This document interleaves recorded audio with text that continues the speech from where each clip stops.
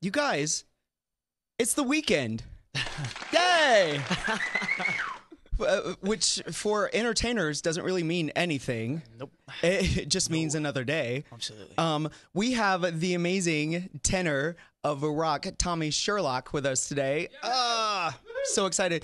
You know who did that song? The theme song? No. Vince. No way. Yep. That's not him singing.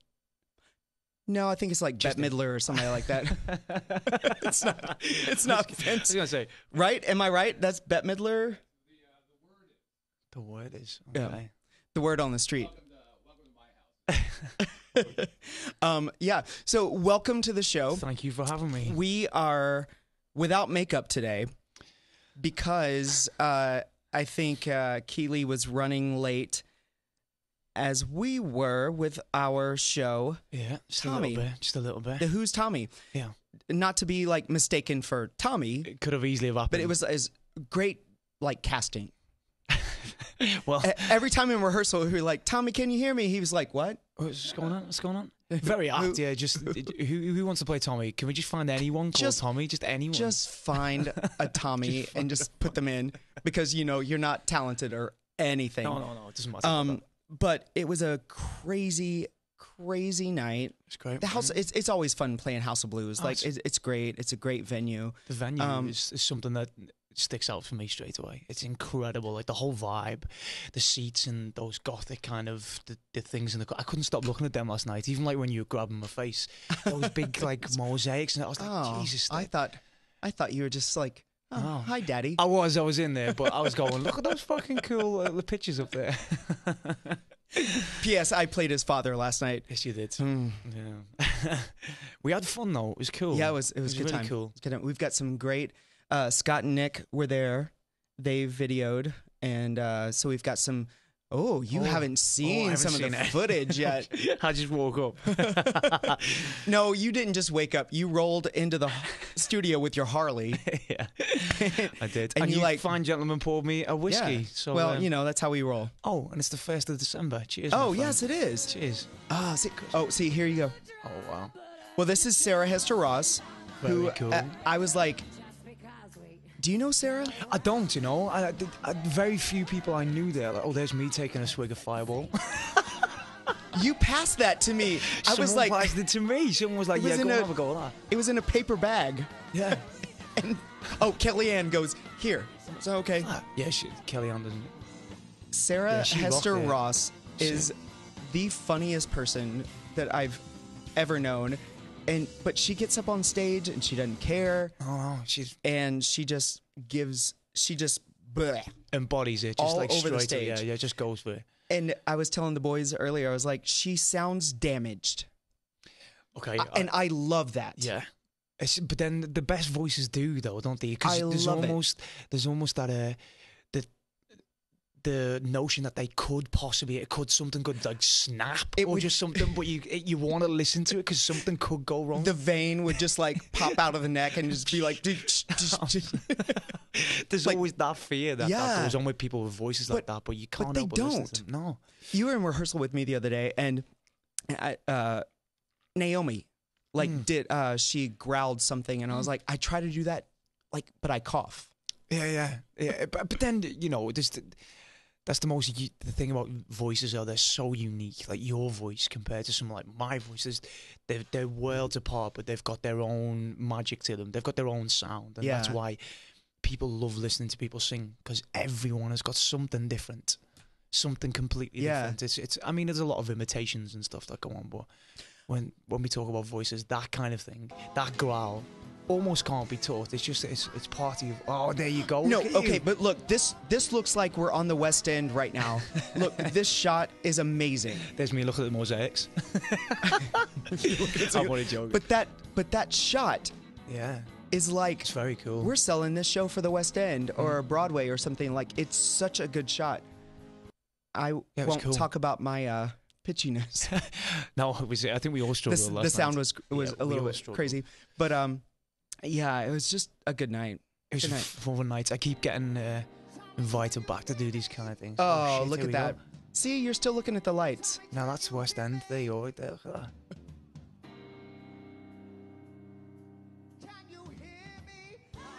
I clearly can't hear you.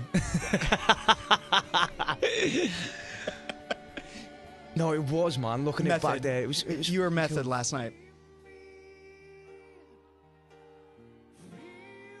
And there's like the iconic line in it. Everyone was loving that.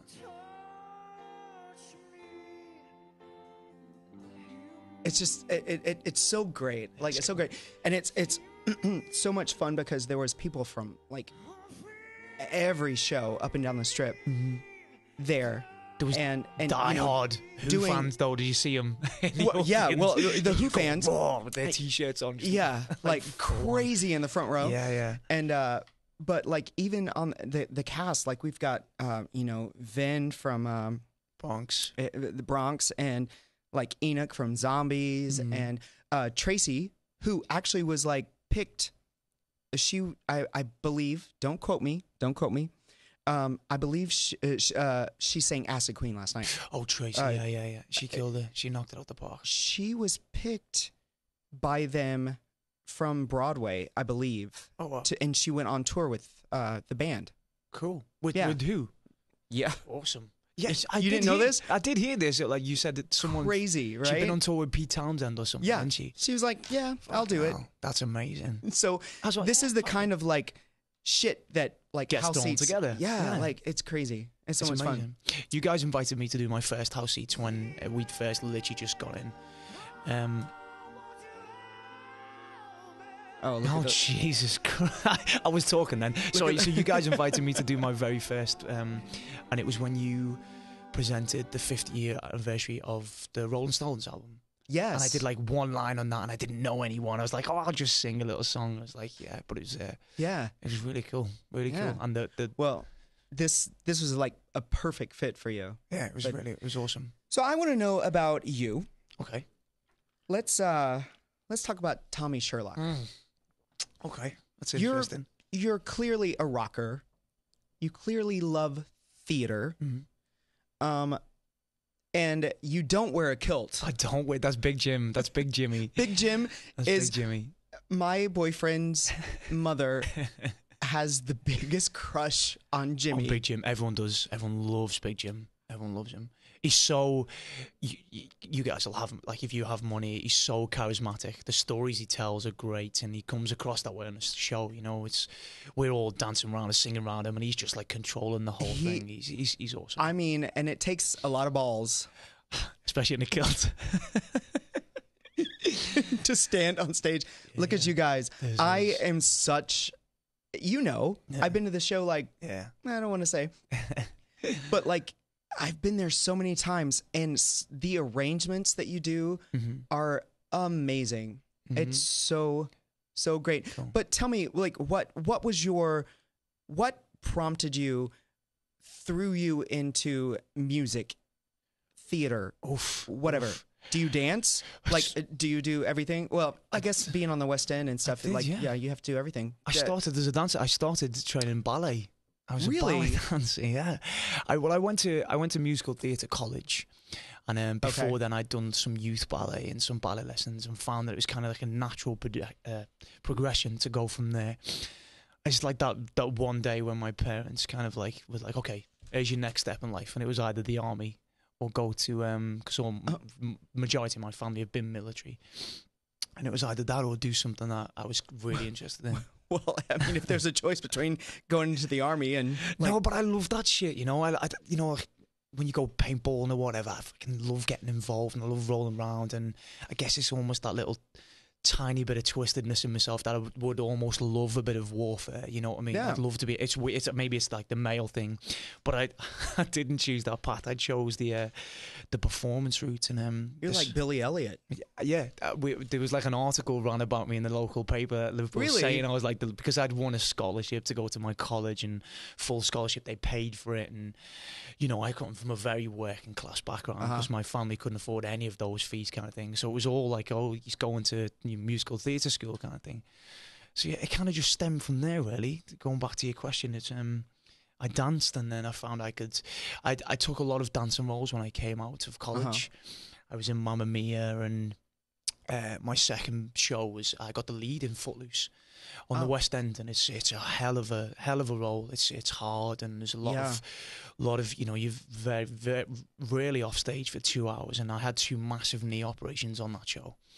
And from then on in, I was like, I need to definitely focus more on my singing and my acting than I do my dancing, because my knees are fucked, basically. Yeah. They are now. I mean, they're getting better, you know, but it's so yeah, it's kind of just, you know, when something's taken away from you, you really try hard to put it in somewhere else, and I did. I tried my best to kind of take a pick out of. That's crazy. Like, not everybody can say that they, oh yeah, I was a dancer, I went to ballet class or whatever, and then you parlay this into being in Tenors of Rock and starring on the West End and this and that. Like, well, that's crazy to me. It's been years in the making, though. You know, it's not like an overnight. As you know, like of when course, you sing, it's been years of progression, and I've never always had the voice I had or the skills I had. It's everyone learns. Where did this come from, though? I in all honesty, if you guys haven't seen him, like, please, I'm doing a camera shot.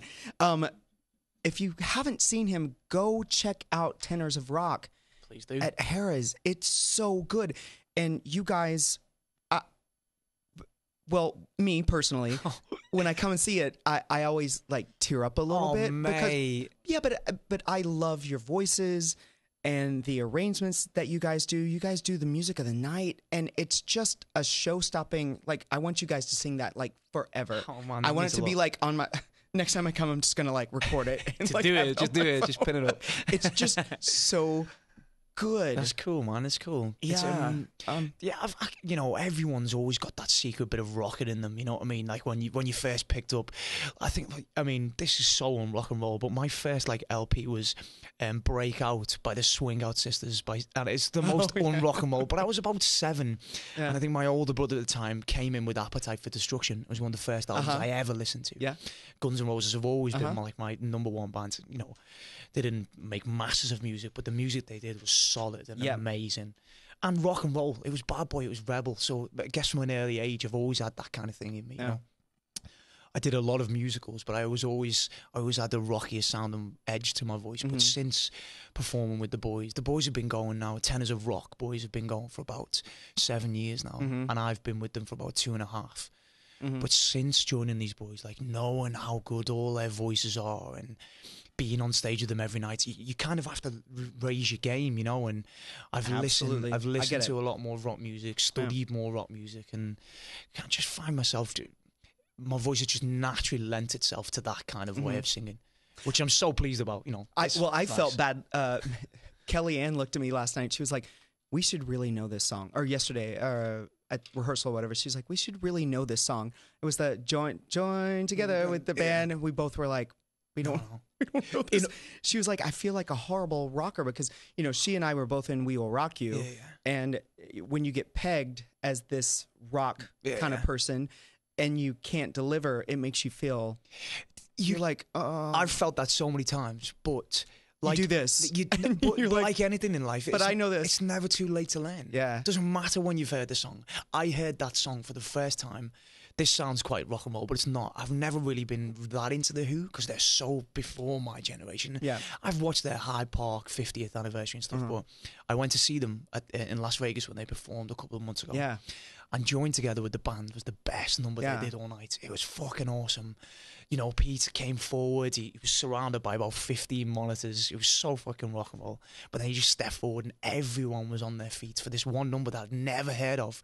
So when I heard Ashley sing it the other day, I was like, I'm singing on that tune. I'm coming to sing with you on that tune. They were like, does anybody know the backgrounds? We need backgrounds. And we were all like, so sure. Simple, yeah. But then there's the case in point. You don't have to have known it and been that way forever. You know what I mean? It's never too late to learn, especially with rock music, because rock music will never die. Never die. And the later stuff, the older stuff is the best stuff ever. Absolutely. Ever. Okay, so give me a rundown of your resume, which is wonderful.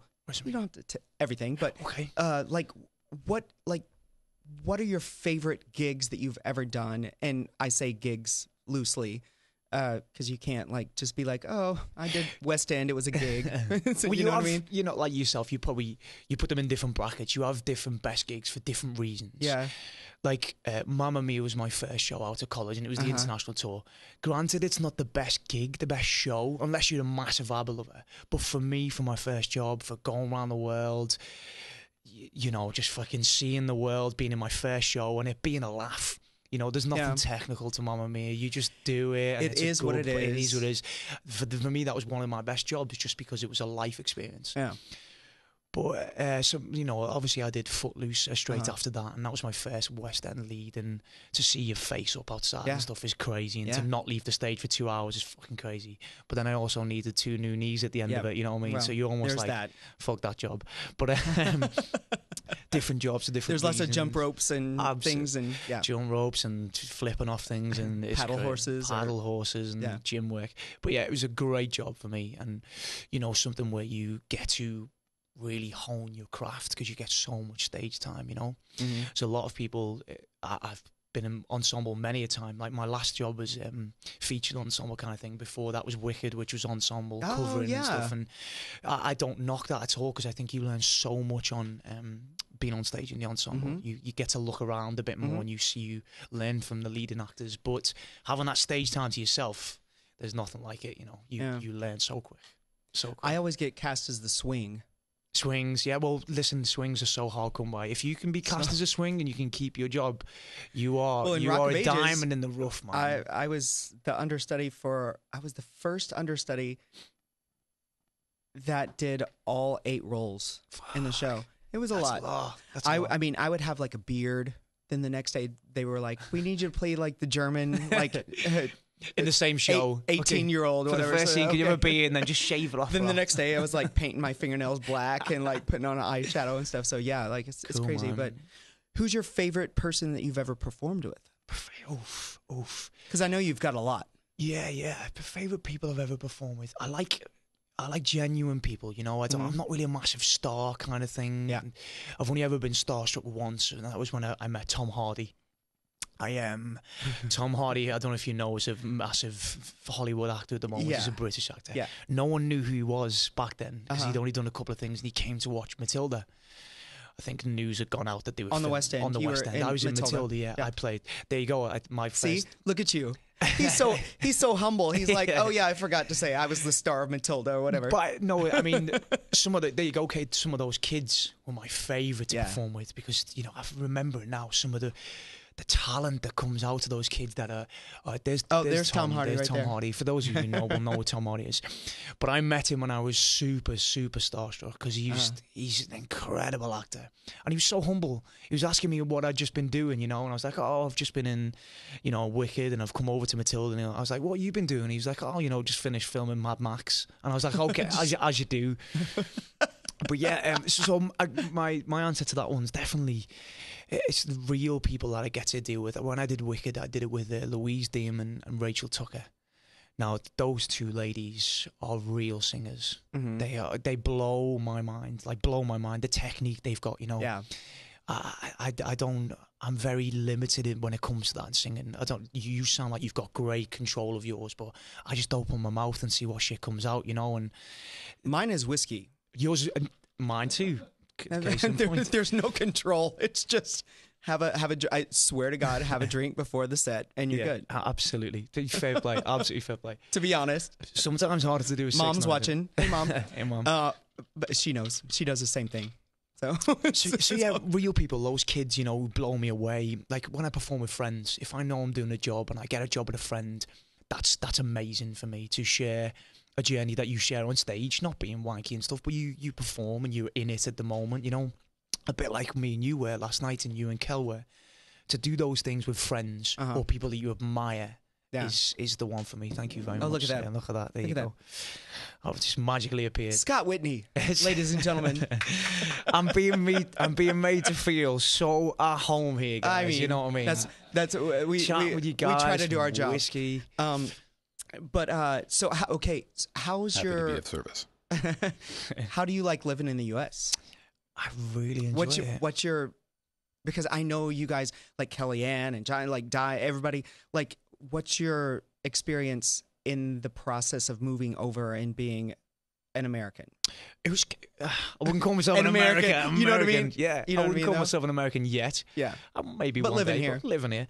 Yeah, it was cool for me, man. It was cool. I had, it's been a lot harder, different journey for people. I had no Yeah. ties. I got no pets, no Yeah. family, no nothing like that. So I've got a very sick mother. So it was, if you're watching, Mum, hello, I love you. But yeah, it's hard to leave people like that. But people have dragged their lives over here. They've got pets, they've got kids and stuff, which I can imagine. Yeah. I live with these guys. It's so hard. Yeah. So for me, it was super easy, and I fucking loved it. I was in America, in our aim, doing our goal that we've been setting out to do for so long. Absolutely. It was amazing for me, and I love it. You joined on the cruise ships, correct? I did. Yeah. Well, good story actually. Yeah. I cheers, man. Cheers. I was actually in the very first Tenors of Rock gig when the whole thing was getting put together. Me and the boys have known each other for years, like from either like prison sentences or like just down the pub, and basically just down the pub, getting on the lash, getting pissed. Some of us have worked together in shows and stuff. When I was in Wicked at the time, the Apollo Theatre that holds the Wicked show there has been around for umpteen years, and it was the 100-year anniversary there, so they were inviting everybody in. So Starlight. Wait, when were you in Wicked? Because I saw. Dude, I don't do dates. Do you know Jenny Denoya? Jenny Denoya, no. Okay, all right. Doesn't ring a bell. Because I saw it. Maybe 2009. 2 years ago. Okay, all right, cool. Yeah. You weren't in it. Right. So anyway, they were hosting this big gala. The building's 100 years old, so they invited Starlight to it very first premiere. The Apollo, Starlight were there, loads of other people. So Gareth, the creator of Tenors of Rock, my bandmate there, he put this whole thing together. Said, Tom, do you want to be in it? So we did the gig. And then from there on in, the boys started getting more paid work, and they managed to get themselves out of contracts where I couldn't get myself out of a contract, and I ended up working and working, thankfully, and luckily and then as soon as I finished Matilda, I had like no ties. I'd split up with my fucking ex-fiance and shit like that. I was like, right, what do I do? Gareth called me literally the next day and was like, dude, come and join with Tenors again. And I was like, fuck yeah.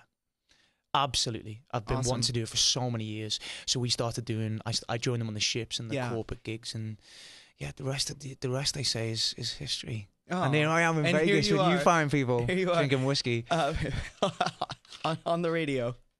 You can't see, what's that? You can't see tits on the radio. No? Oh, no. Nobody? No. You can if you want, like, just look at me. Some people say I'm a tit, so you know what I mean? It's a old Scissor Sisters song. Ah, nice. Anyway, I digress. Those guys are cool. Yeah. So how do you like working on cruise ships? 'Cause we've all done it. We've all been there. We've all done it. Dude, I fucking love it. But when you do, like, this kind of shit... Yeah, it's different. You're treated like swanky. Like, you're... It's different. Yeah. I mean... I'm going to take it back like to when I was in college, and I remember like guest teachers coming in saying, do not go on cruise ships. If you want to work in the West End, don't go on cruise ships. Yeah. I was like, what the fuck?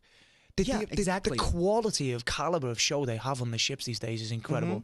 And like you said, when we go on as guest entertainers, we are treated differently to those guys. You don't have to do duties. You have passenger status. So it's kind of a walk in the park. You go on, you sunbathe in the day. People love you. They Talk come to up chicks there all... in the day, absolutely. You can sign autographs. You get free drinks left, right, and centre. You do your gig. You go out.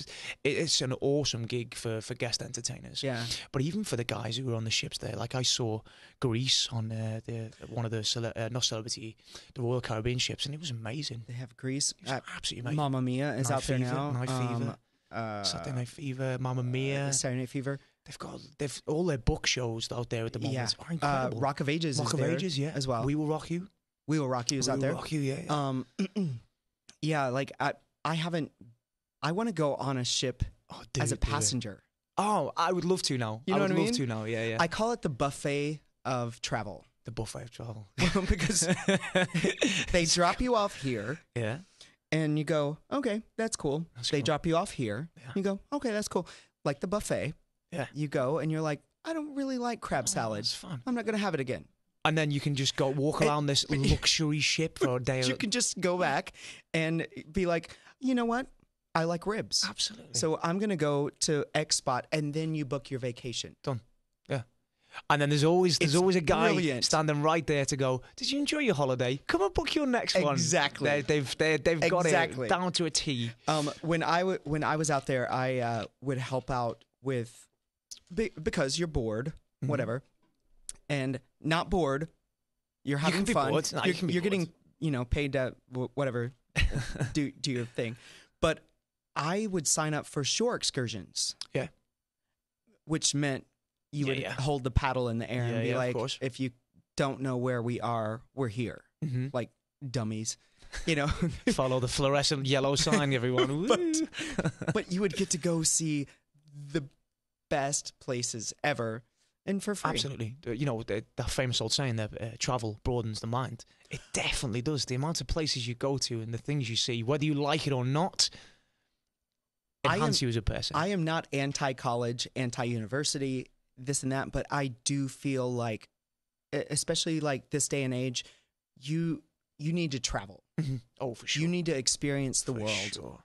and know what's out there before you, again, not saying anything bad against like college or whatever, but you have to experience the world For sure. to know the world. Absolutely. Think about the things it would eradicate as well. When I think about my preconceptions of the world before I traveled with the boys Exactly. on the ships with Tenors of Rock. I think about racism, about culture, about language. All those things to me have now intertwined into the fact that you can only live your own life, and the world is out there to go and see. You've only got one globe, one sphere, guys. For those flat earthers out there, it's definitely a sphere. You got one globe to go around. It's Not a definitely flat plane. round. It's definitely round. Definitely. Can you imagine if it was flat? Oh, dude, don't even get me started. This flat Earth thing. Don't even. Where did get that me come from? What happened? It comes. Somebody was bored and they were like, I think that. Do you know? It's a snowball effect of Yeah. people being allowed to express their opinions and getting views from it, Yep. like YouTube and stuff. You know, people put things and they are talking absolute gibberish, and they grab onto another thing and go, "That guy's right," but that guy is also, you know, Asperger's, just unreal. You know what I mean? These people, the opinions that they have, and they're allowed to express them because the freedom of the world now is so beyond that they can just say whatever they want, you know, and keep believing it. Even when evidence is like smashed in their face, they're just like, "Oh no, it's impossible, it's impossible."